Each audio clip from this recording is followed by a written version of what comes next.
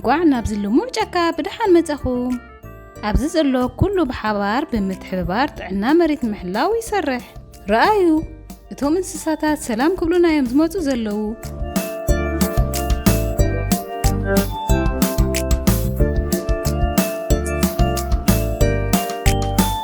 ሰላም ህፃናት ዳህሰስቲ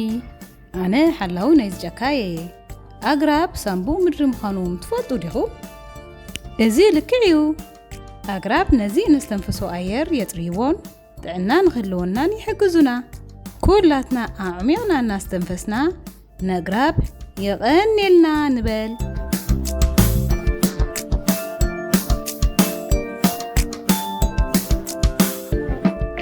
ኣነ ሓጋዚ ጫካ እየ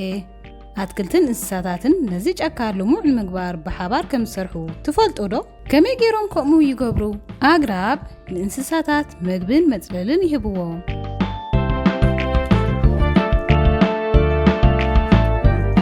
እንስሳታት ድማ ዝያዳ ኣግራብ ንምብቋል ዘርኢ ይዝርግሑ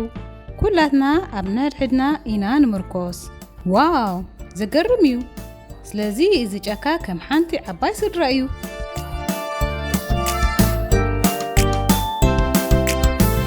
ሰላም ፍትዋት ህፃናት እዚ ጫካ ናትኩም ሓገዝ የድልዮ እዩ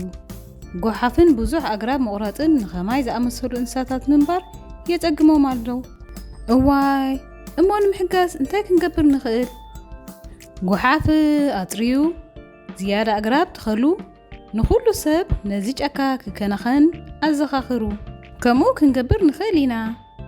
መንበሪኻ ንምሕላው ክንሕግዝ ኢና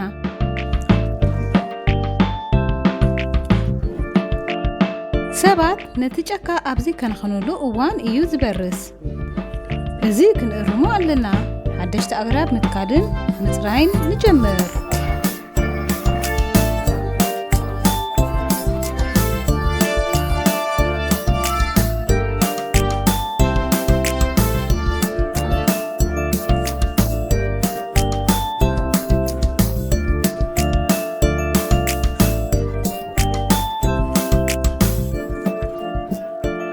ረኣዩ ድሮ ሓድሽ ገረብ ይበቁል ኣሎ ዘገርም ስራሕ ተሰርሑ ኣለኹም ነፍሲ ወከፍ ንእሽቶ ተግባር ነዚ ጫካ ንኽለምዕ ይሕግዞ እዩ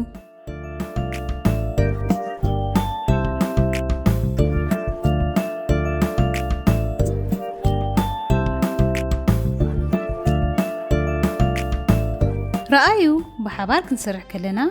ነዚ ጫካ ናብ ህይወት ዘለዎ ክንመልሶ ንኽእል ኢና ጥዕንኡ ንኽቕጽል ድማ ኩሉ ግዜ ክንከታተሎ ኢና